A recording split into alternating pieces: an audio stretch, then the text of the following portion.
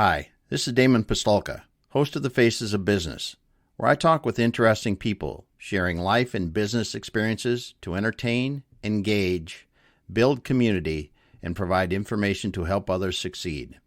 If you're interested in learning more about one of our guests or how we are helping business owners generate wealth and build businesses they can sell or succeed at Exit Your Way, you can find more information on our website, exityourway.com, or by contacting me directly, Damon at exityourway.com.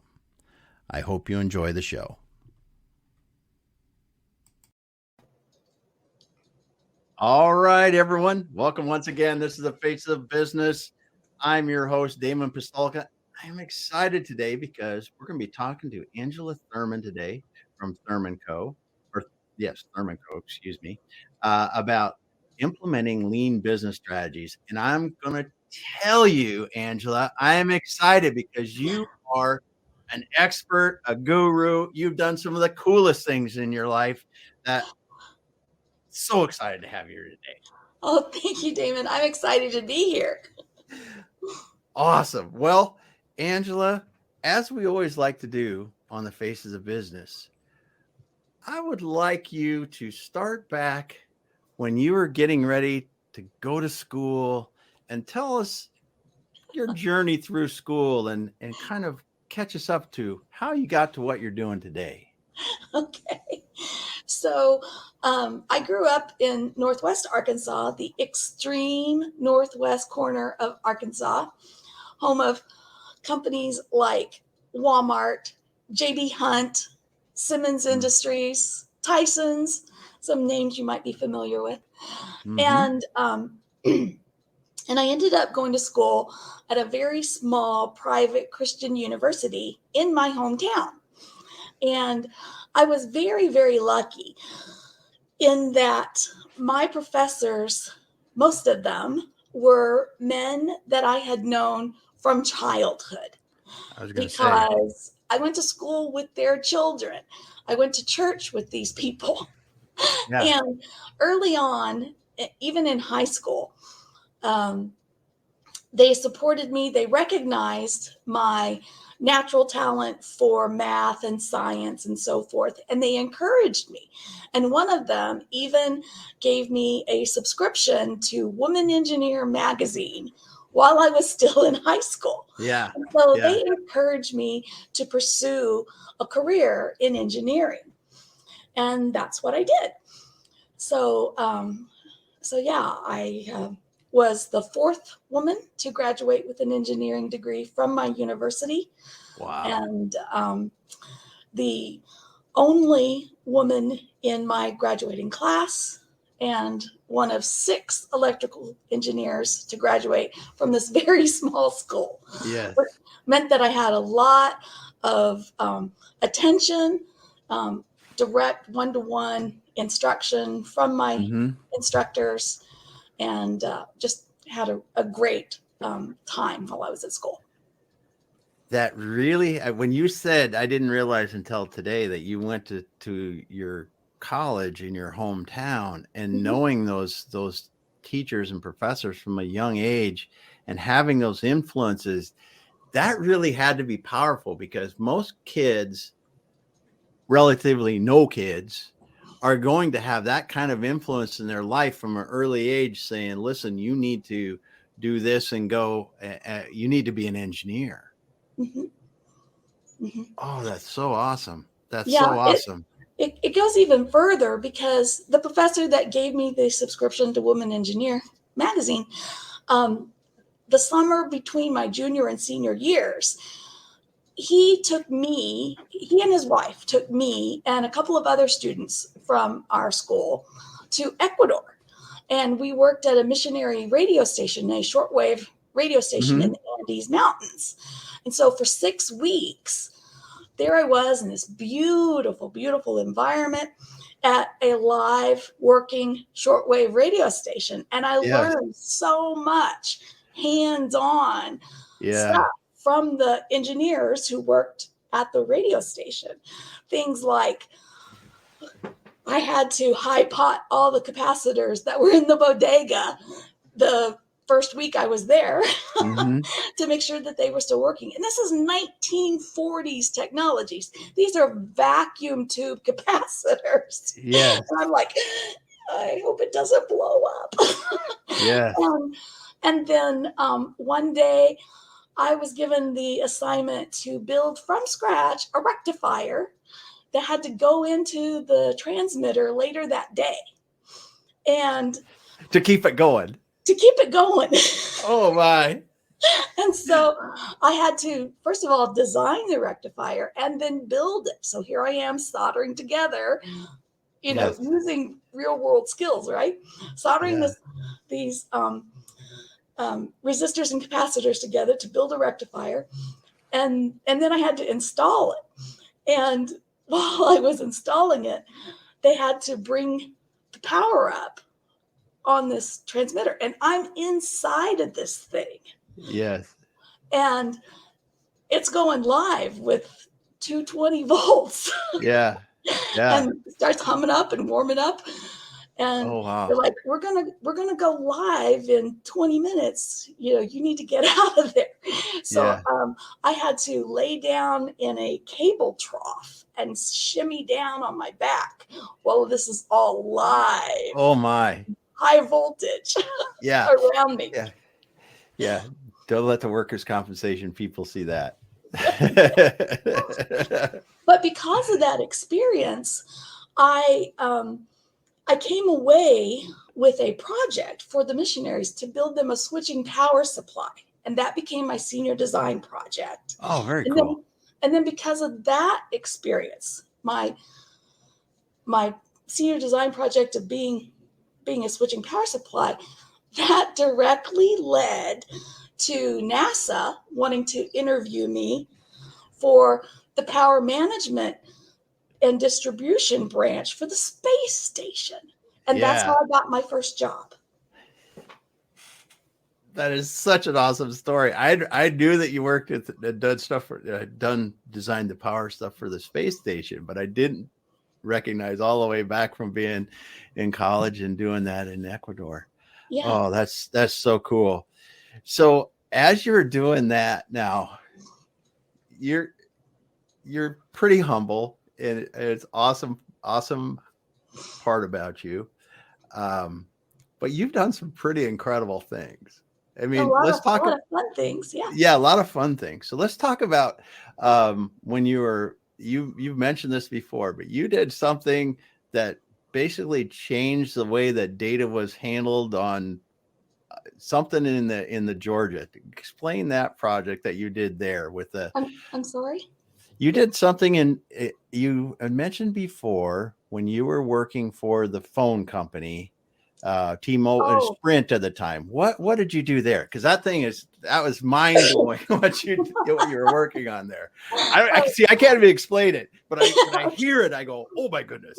So I was working on my master's degree, which is in telecommunications management. Mm-hmm. And at the time, I was working for a company called Williams Communications in Tulsa, Oklahoma. Sorry. So my degree is from Oklahoma State. Yeah. And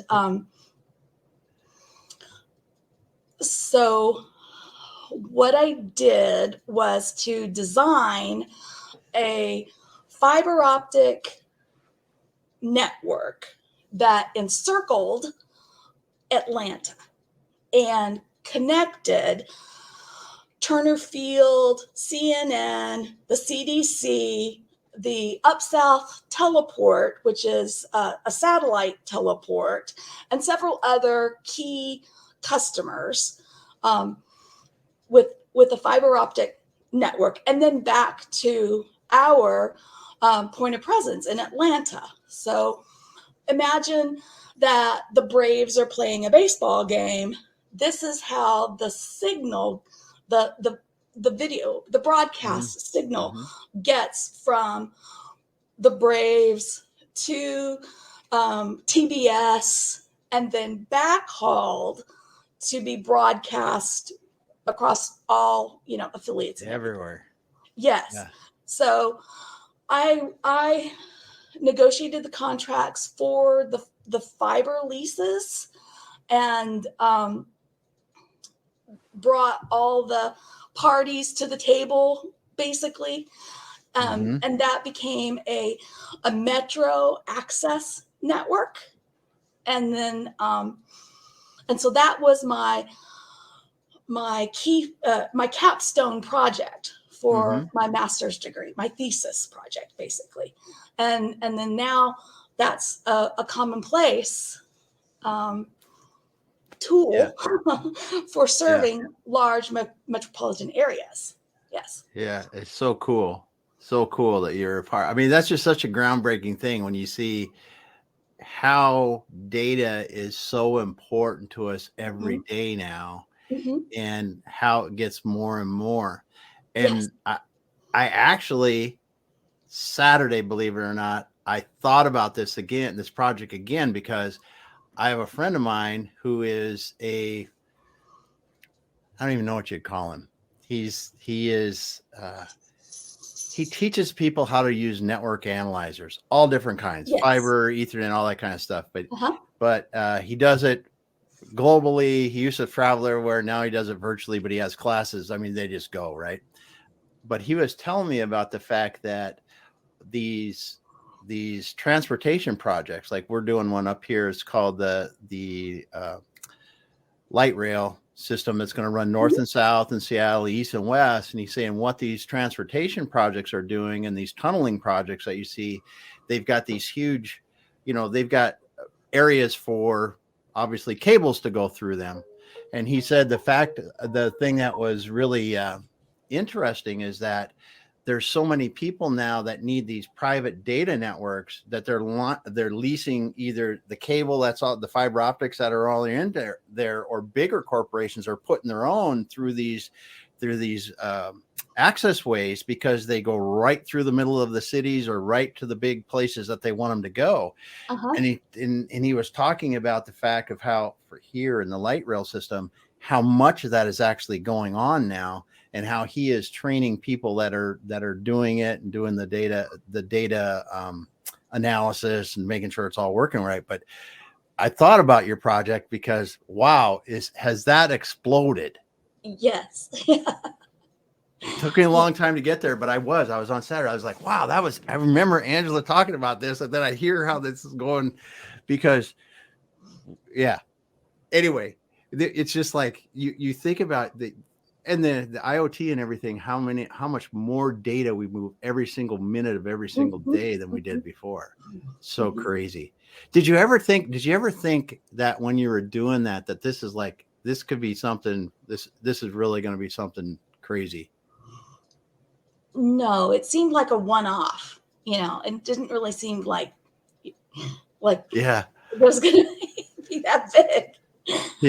But back in the day, we used to negotiate lease rights to put microwave stations on the roofs of buildings, and cable rights to go in elevator shafts and things like that. So this was like taking it to another level because of the data capacity. And the same as Mike Panaki is the guy's name I was talking to. And Mike was talking about how much the data needs have changed, like you said, for the Braves field or somebody like that, because of the amount of not just the amount of television data going into 4K and the things like they've done there, but he said amount of cell phone data that's moving back and forth and has to get in and out of those places. He said the information movement is just went through the roof too. So interesting. Well, we're not here to talk about that, but I just thought that is such a cool thing that you've done. And then on the space station too. I see you're the only person I know who's done anything on the space station. So I got to hear about it again, what you did. Because I don't know many famous people. So. I'm not famous. In my mind. Well, I do have a paper on my LinkedIn profile that I wrote at that time. Okay. So if you want to know about load converters, you can find all about load converters on my LinkedIn profile. I'll quit goofing around here because we came to talk about implementing lean business strategies, and we got to talk about a couple other things. Now, you're pretty active in women in manufacturing. They're in Houston, correct? Yeah. So I'm the um, membership director and the treasurer for the Texas chapter of Women in Manufacturing. And we're Awesome. getting ready to celebrate our third chapter versary. And so Nice. it's pretty exciting for us. We have about 1,000 Texas resident members, which is really, Nice. really cool for one of the bigger chapters. Obviously, Texas is a great big state. Mm-hmm. But then we have several hundred affiliate members. So, members of Women in Manufacturing that have chosen to affiliate with Texas to stay current with what our chapter is doing, even though they reside in other states. Awesome. Awesome. And before we got on, you were talking about what's happening in manufacturing in Texas and women in manufacturing in Texas. Talk about that a little bit. Well, we try to stay current with all the trends in manufacturing. And Texas right now is just exploding. We have so many new manufacturers that are relocating to Texas or adding new factories in Texas. Obviously, we've got a lot of automotive that takes Mm-hmm. place in Texas. We've got Tesla, GM, Toyota, Kia here. And then petrochemical is huge. We've Oh got yeah. Dow and BASF right here in Houston. And then, of course, oil and gas is everybody knows about oil and gas in Yeah. Houston Yeah. and throughout Texas. But then something that a lot of people don't really realize is that Texas is also a huge hub of the semiconductor industry. So we have one field of semiconductor companies in North Texas, like from Denton or Sherman south into Dallas, and then another hub in Austin. So we've got companies that you might be familiar with, like Texas Instruments. Pretty much everyone's Mm-hmm. heard of them. But we've Yeah. also got On Semiconductor, 26, NXP, and many, Wow. many other semiconductor companies and the companies that support them throughout Texas. And Mm-hmm. then with the passage of the CHIPS Act, uh, other companies are coming to Texas. I think Global Wafer has committed to build a big, big factory, a new clean Yeah. semiconductor manufacturing company here in Texas as well. Yeah, because those aren't. I mean, that's not a $50 investment. I mean, you're going to No, put up a chip factory. It's some serious zeros behind them. it is. It is. Yeah, So that's that's cool. tremendous growth for our economy. Yeah, yeah. Well, what are you excited about as you think of women in manufacturing overall right now? I think the growth in smart manufacturing and the new opportunities that brings, particularly for women in manufacturing, because we see the growth of new areas that are no longer those dangerous, dirty jobs that you traditionally associate with manufacturing. But these are Mm-hmm. really cool, interesting jobs that pay well and that, anyone would be interested in. Mm-hmm. And they're available here in Texas. Yeah.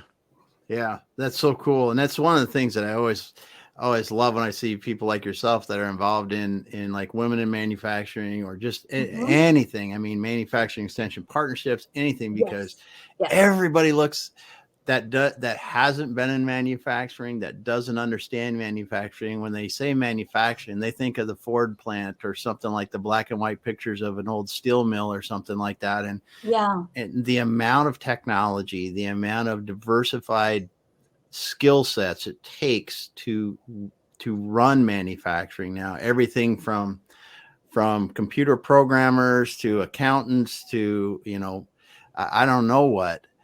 Just Mhm. IT. We were talking about just IT and Yeah. data analyze. Just so much stuff that goes into it now.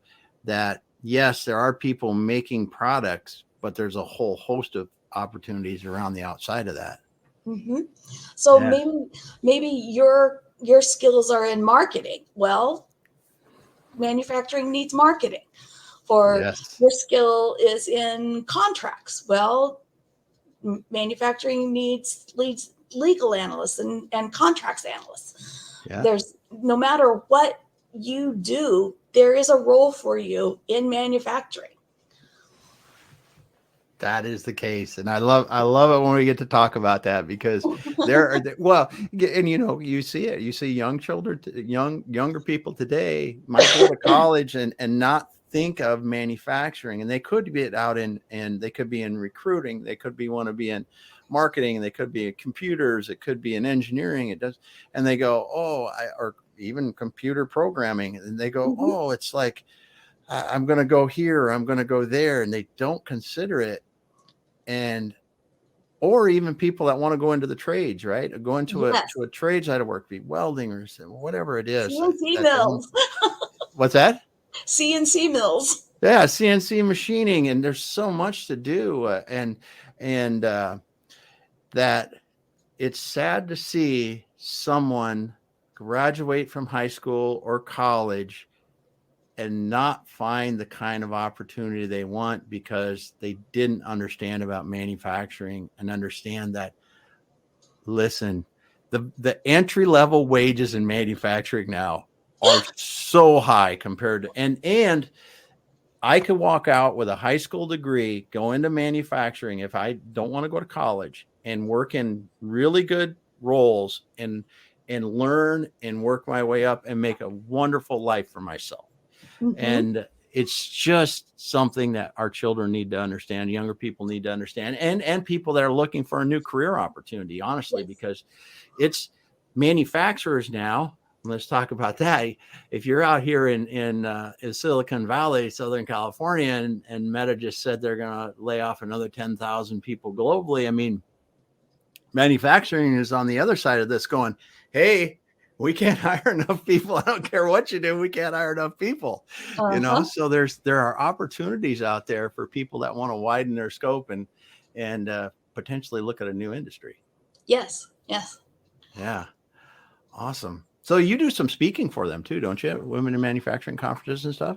Yeah, in fact, I had a conversation earlier today about the AI in manufacturing conference that's going to take place in Dallas later this year. Awesome. Yeah, Awesome.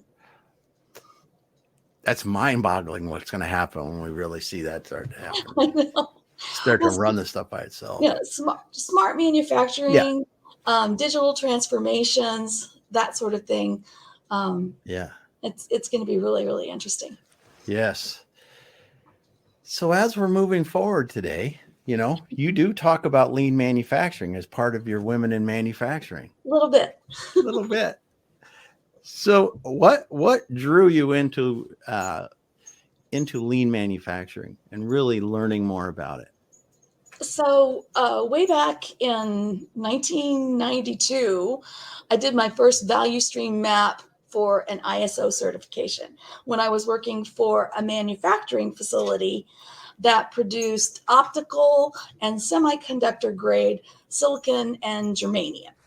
And I really, really enjoyed that. I loved walking through the factory and asking all of the workers, well, what do you do now? And then what comes next? And just trying to understand end to end Mm-hmm. what happens from the point that the raw material is delivered until the finished products are shipped to the customers.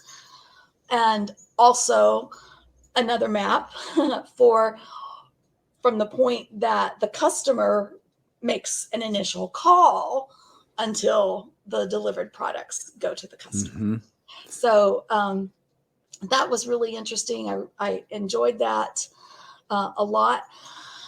And so that would probably be my first introduction to value streams and trying to understand the manufacturing processes. Mm-hmm.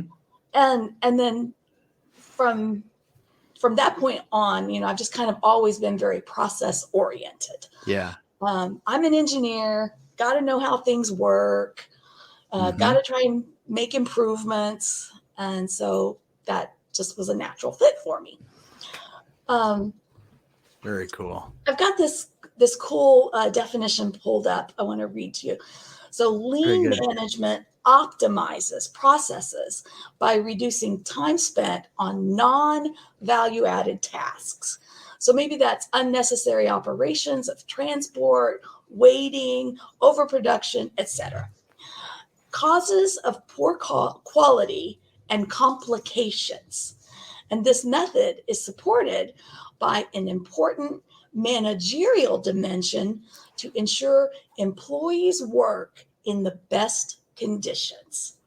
And I love this definition because it dovetails in that aspect of considering your employees and not just your metrics. Yes. Yes. And that's one of the things that I really have always enjoyed about lean manufacturing. And then when you stretch that into lean business and lean business strategies, is the non-value added work part of it. Yes. And you're not expecting someone to work faster. You're expecting to eliminate a lot of the other stuff that distracts them from being able to get the value added work done. Yes. And I still remember to this day, I was fortunate enough, the very first introduction I had to lean manufacturing was someone that was part of Ford when they started to introduce lean manufacturing. And this person came to us and as part of an acquisition, and it was amazing because I still remember they put something on the board and said, how much time are you actually doing value added work and how much time are you doing non-value added work? And you look at it, you go, in most situations, until they've been optimized an awful lot, the non-value added work is the majority of the time. And I think in this case, it was 80 or 90%. It's non-value added work, and you're doing 10 or 20 value added work, the stuff that really matters. And they sat there and they said, listen, I've got 10 or 20% over here of value added work, and I've got 80 or 90% over here. All I have to do over here on the big side is take 10% out of the 80 or 90%, and I've doubled the amount of time I've added to my work. Yeah. And I've doubled my capacity. And it was like the light bulb went off. And when you look at this in business, it translates in when you think of business process, like you said, your value stream map from customer to delivery of product or even payment of product. I think there's so much for us to learn in utilizing those same processes to really transform the way we do business by allowing people to do more of what they really want to be doing and less of the non-value added work. Right. Yeah. So when you're back there doing that first one or some subsequent things, when you've done value stream mapping, what are some of the things you really learned by doing that and then working with the people through the value stream and understanding? You can't get a room full of managers together and expect to get the answers. You have to get the people who are doing the work to participate in this activity, because they're going to know where all the hidden gems are. Yes. That's a good point. The managers they can just stay home. They can stay home or stay in their office, because the people doing the work are the ones that know. And it's always interesting to me how you can have two departments working side by side, and this is in manufacturing or in business, working side by side. It could be sales and then customer service, or it could be, a CNC machining and some deburr or assembly operation after it. And they don't know, the first operation doesn't know that they're causing a bunch of extra work for the second operation until you do these value stream maps. Exactly. And sometimes it's a simple, and it can be in manufacturing, it can be in a service, it can be in, data management. It's like, if only I knew this, if only I had this information, then XYZ would happen, or this would be so much easier. And it's like, well, I had that information. I just didn't know you needed it. Mm-hmm. And yes. And when you look at some of the things, the simple format changes, or including something like you said that would help the next step in the process. And when you add all those little changes up, the incremental change in what you've done with your business or your processes you're working on can be pretty significant. Yes. Yeah. So as you're talking with people about lean manufacturing, when you're out and about, do you think that most people are now taking the lean manufacturing and moving it into their business processes, or there's still a tremendous opportunity to look at their businesses that way? I think that there's still, I think that there is an attempt, but there's still a long way to go. And I think that most people still think that lean is only for manufacturing. And I don't think that's the case. No. Because there's so much that we can do, even if you're a service provider like Thurman Co. We're a service provider. We can still apply lean principles in our day-to-day work. One of the first things that comes to mind for me is an electronic 5S. So if you're going to organize, and this is a simple example, but you're going to organize your archives of your documents. Let's say you've got example processes, or you've got customer information, anything at all. First of all, I would never save it on my hard drive. I always would save it to the cloud, because my hard drive can fail, or I may need to share that information with a teammate who is remotely located. So I want to have it on the cloud, and I want to have it I want to have an agreement among the team of how we're going to archive our documents. So yes, whatever that is, whatever that looks like, but we'd have, some sort of file structure. And then something as simple as individual document naming convention. Yes. So, because the most simple thing that we're trying to do is make those files, those documents, locatable. So if we're not following an agreed upon convention for naming these documents, how am I ever going to locate them? So let's say that you and I are in business together, and you go on a fishing trip for a week, and you and I didn't agree on how to name and archive our documents. And while you're fishing, the customer needs something, I can't find your files. That customer is going to be very disappointed. Yeah, that they've got to wait, which they shouldn't have to. Exactly.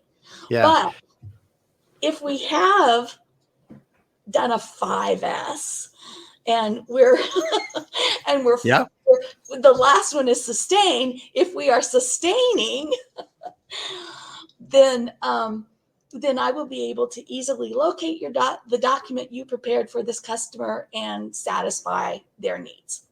Yep.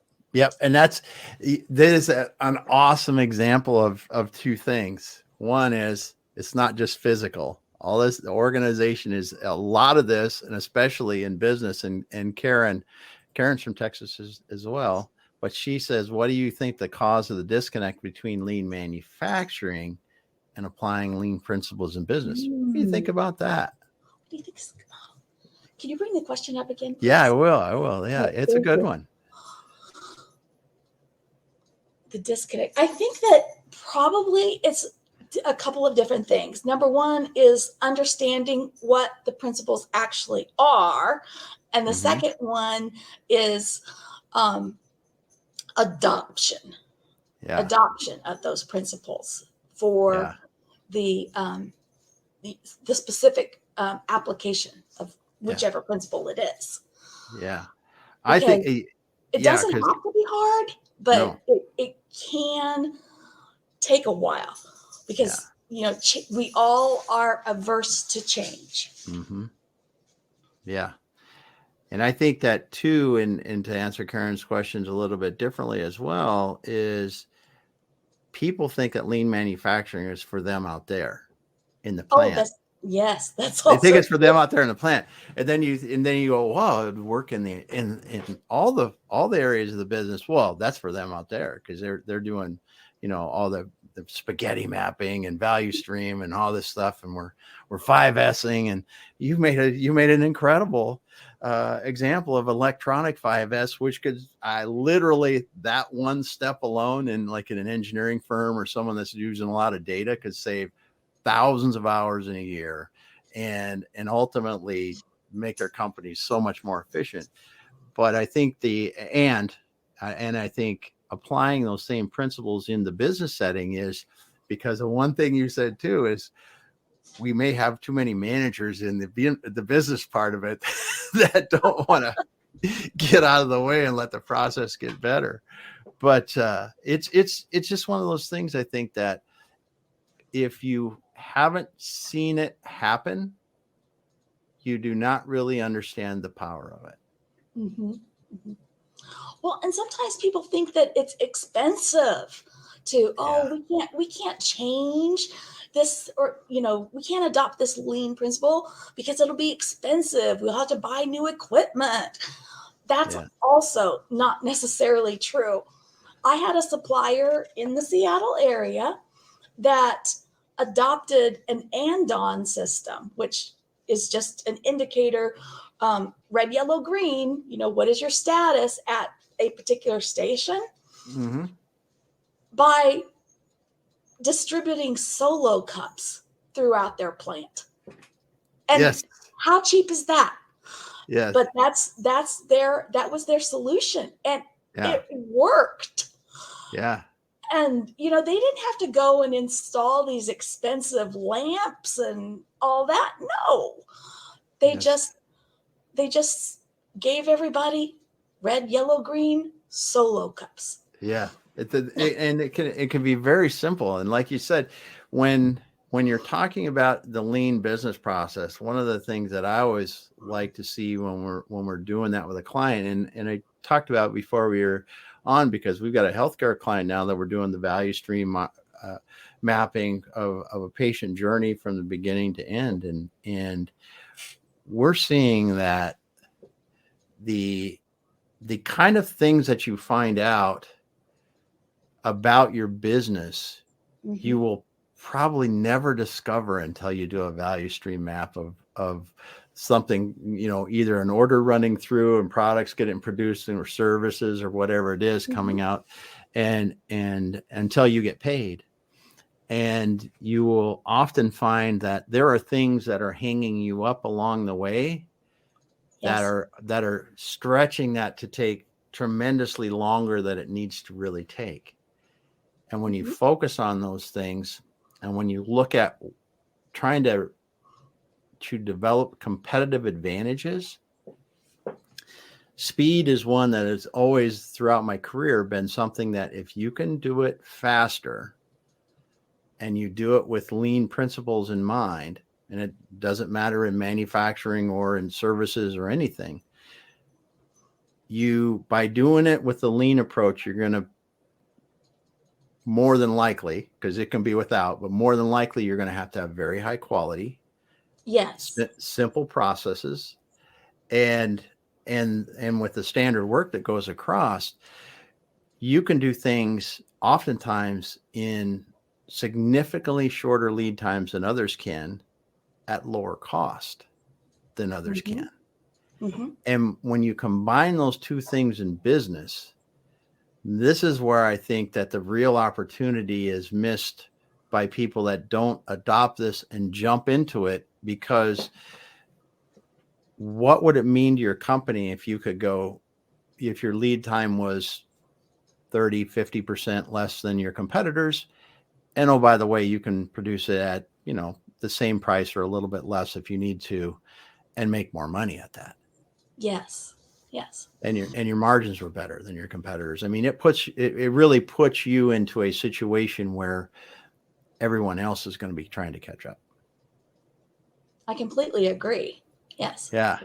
Yeah. So when you've been helping people with lean manufacturing and talking about it, what are some of the examples of the red, yellow, green solo cup is cool. I wrote that down because that's so cool.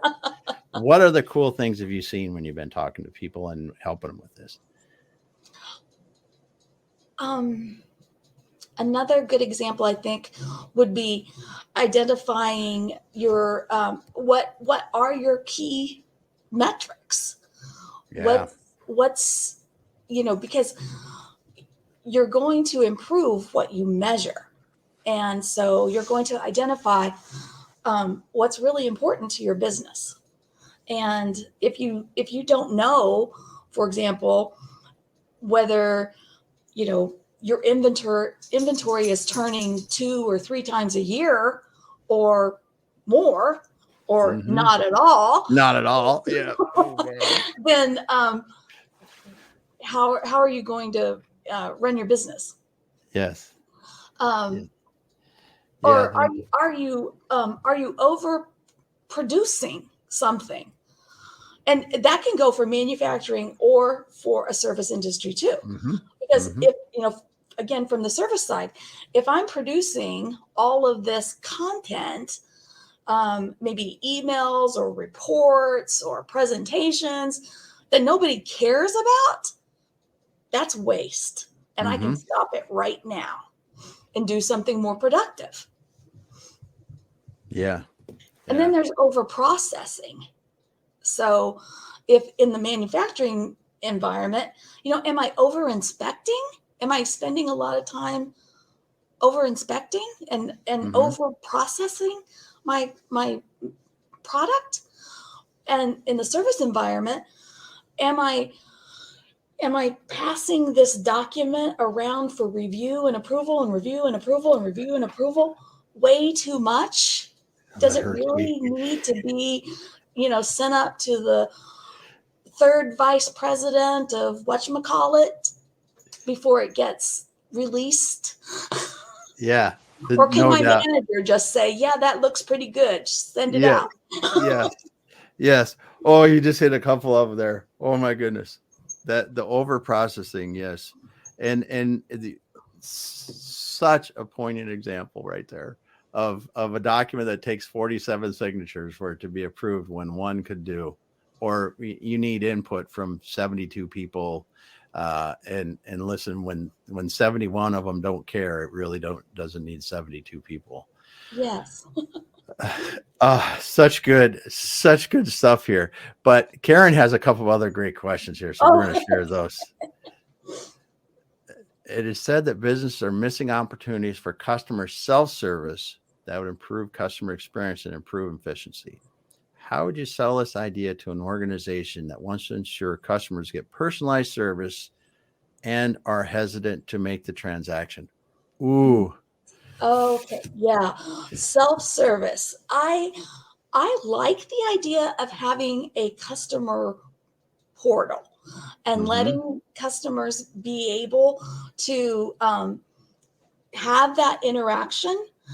So if there's something where customers can get access to frequently asked questions, resources like some sort of manuals, documents, Yep. reports, things like that, where they can get access to solve their own problems.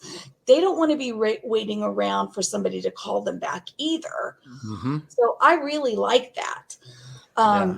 If there are other examples of that type of self-service, I'm not thinking of them immediately, but I'm sure there are other examples. Well, it's simple. Like those are great examples. And if you could say like the ordering of replacement product, if you can use an e-commerce solution for ordering replacement product, but you made an awesome point because some people want to do that.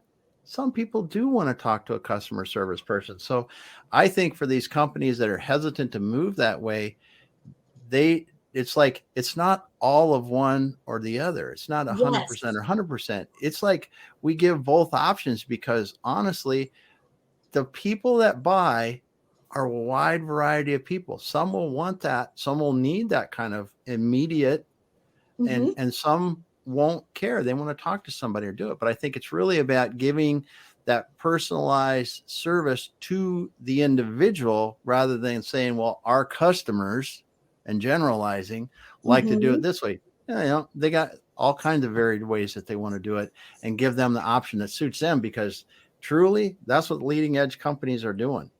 They don't care. How do you want to order? You want to order on Amazon? You want to order from our website? You want to order from Walmart? You want to order from, our affiliates? Do you want to buy replacement parts at one of our distributors because it's down the street from you? You want to support them or you want to buy from us online? It's all these ways that people are doing this.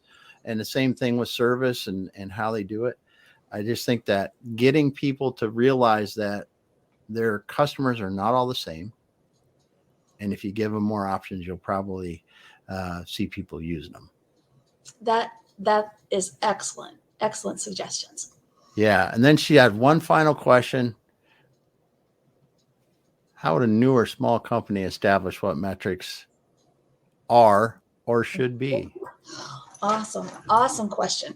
So I think that number one, is it a metric that could be defined in a specification, like an engineering specification?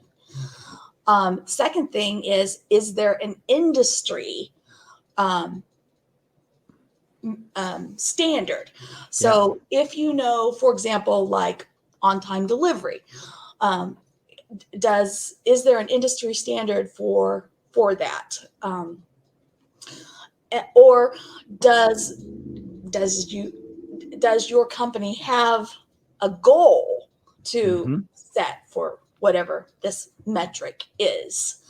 So whether it's how many calls are being processed per minute in the call center or standard wait time to have that call answered, or how many orders for part number XYZ123 are being taken each month, whatever that metric is. There are some general rules of thumb that you can probably find. If not, there are probably some industry associations that you can look to try and find them. Yeah. And then the one thing I'll tell you, my golden trio of metrics that I always try to, any client that we work with, they're going to know their top line sales. They're going to know their gross margin. And I don't care about what the net income is or anything like that on metrics, because most people in the business don't have any control over that fixed part, what we spend in administrative costs and rent and all that other stuff, right? So we just make sure that our revenue minus the cost to produce it, we know what that gross margin is, because that's what people that are going to be looking at this can actually do. And I know this is scary to some business owners, founders, sometimes don't like to share that. Trust me, if you educate people on the fact that it costs you $1 million a month in fixed costs to run it, when they see $250,000 a month or $300,000 or $400,000 a week or whatever the day or whatever you're doing, they will not freak out over how much money it is. they'll understand that this is, you're running a business. You have to make a return on your investment, and educating people in your company, you will be able to share the numbers. But gross margin, revenue and gross margin are the first two that we always do, because they are so important for your business long term. Because if you're not generating enough money, you won't be there around the long term. Well, and that just makes me realize that different people in different parts of the company are going to be tied in to different metrics. Yes. And that is why the next ones, and some of them that you were talking about, are very applicable. And we see these things in e-commerce. It could be the pick to pack time. How long does it take me to get the item off the shelf and the order out the door? And that's a huge thing in e-commerce. It's like, how much do you do that? Or you look at tack times, even when you look at beginning of order start to end of order start, you might say that, hey, we want every order from the time we touch it until the time it's ready to ship. How many hours? That could be something from an operational perspective. But I'm trying to not say but so much, because I don't want to negate what before. And there's so many other things that you can do. We need to realize that if you get more than about 4 or 5, it's too many. So you always have to keep going. Is that really going to help us? Is it really going to help us? Or are one of these other ones going to give us what we want instead? That's why they're key performance indicators. Yes. There we go. And I just want to say, Ira's here. Thanks for stopping in today, Ira. Hi, Ira. So, Karen, thanks for the kind words on that. I mean, it's so much fun having the great questions, and Angela just being here to talk about this. But Angela, we've gone 51 minutes now, and I feel like we could go. I know. It's like, okay, we're just getting started, but we're not. Thank you so much. Now, thank you so much for being here, because I knew this was going to be an awesome conversation. I knew it was going to be great. Just hearing you talk about your experience about women in manufacturing. And if anyone wants to know, you are the membership director and treasurer for Women in Manufacturing, the Texas chapter, which you've got over 1,000 members. And listen, reach out to Angela for that if you're interested in that. But how can people get a hold of you, Angela? So they can find me on LinkedIn, or they can email me at angela@thurmanco.com. Awesome. Angela, it was a pleasure. As always. My pleasure as well, Damon. Thank you so much. So much fun having you on. I mean, I knew I was excited about this. I was excited to talk with you about this, because I knew you'd be an awesome guest, and you have not disappointed at all, in the least, ever. Oh, thank you. If you ever want to talk about lean some more, just let me know. We might. I just thank you so much. And I want to thank Karen for being here, asking awesome questions, Ira dropping in. And yes, we're Karen again. She said, big shout out to Wimbers in Texas, nationwide. And thanks so much. Well, hang out for just a minute, Angela. We're going to shut this down, and we'll talk for a moment. Thanks, everyone, for being here today. Bye-bye.